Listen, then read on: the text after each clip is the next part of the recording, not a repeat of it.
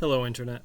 After making this awesome diorama of Forbidden Island, I was inspired to make another one. I had a lot of fun doing the first one, and I decided to go significantly bigger, keep with the overworld map kind of feel that was more realistic, and I decided to go with Breath of the Wild's Hyrule. This really interested me because this is a landscape with all these wonderful, iconic places and the divine beasts. Having them tower over the land and being able to 3D print models seemed perfect, and I had an awesome time making this. Another benefit that you can already see me working on is that the maps of Breath of the Wild have all of those topological features where you can get the elevation and the land masses just right. So here I go, cutting everything out of foam, trying to assemble it together because some of the pieces were just too darn big. And after getting the land masses, trying to carve in some of the depressions needed for rivers, for lakes. That carving part was harder than I first thought it would be. And you can see my chainmail glove out so I didn't wound myself again.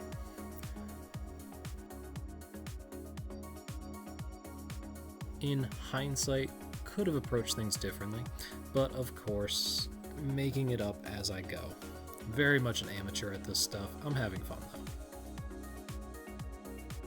From there, doing the elevations, doing the mountain ranges, gluing that foam on top of the other boards, so now we have our mountains.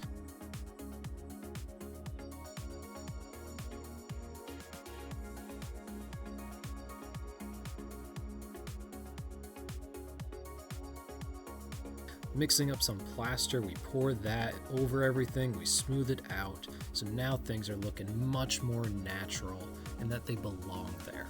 I do wish I had smoothed it out further in some places, but that can always be hidden later, and you'll see me do that. We primed the landscape with black and changed strategies more than once because unhappy with how it was looking.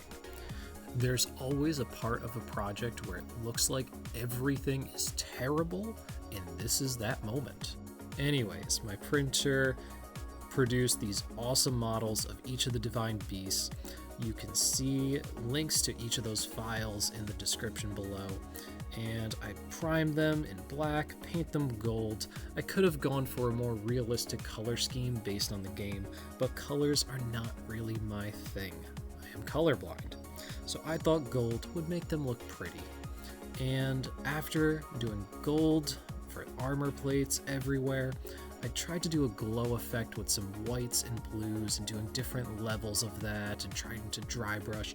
I'm still very much learning how to paint miniatures, but I'm giving it the old college try, and I think it looked okay in the end.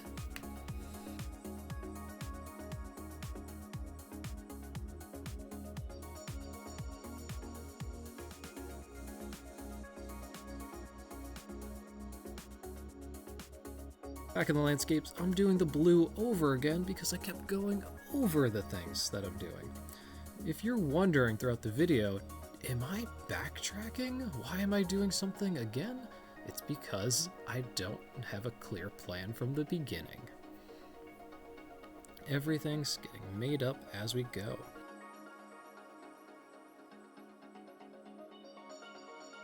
In fact, here you can see I'm adding more plaster in.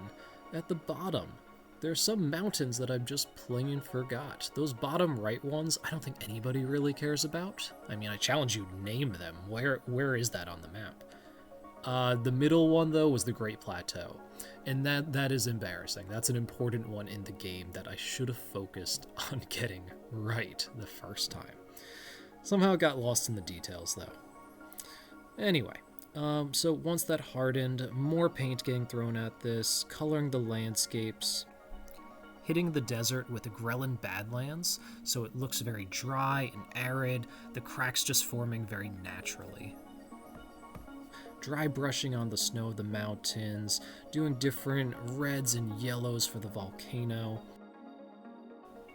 Once I'm satisfied that the land's looking pretty good, then I start hot gluing on the trees and the flock.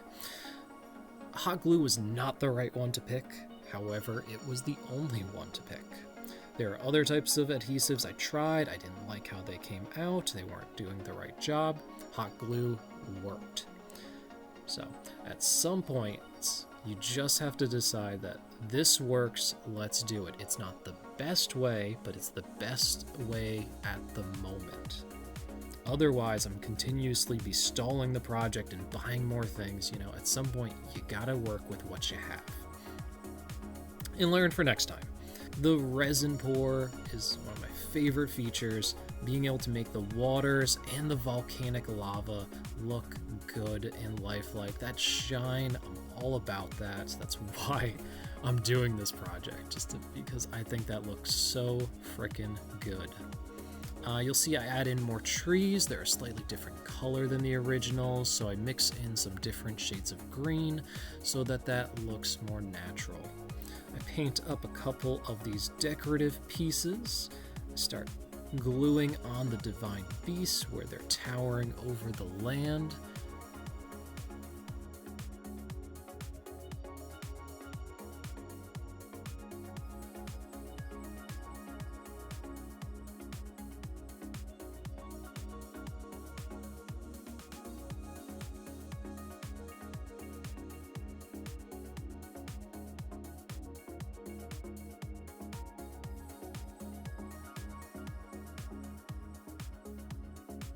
Put the Zelda Breath of the Wild stamp in the middle, decorated with some flowers to make it look nice. And here are some glamour shots of the board at sunset in my backyard.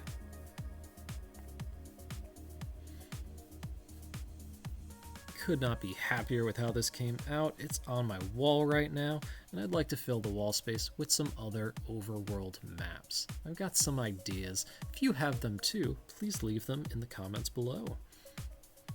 And also follow along with this channel for more creative, awesome crafts. I'll see you next time.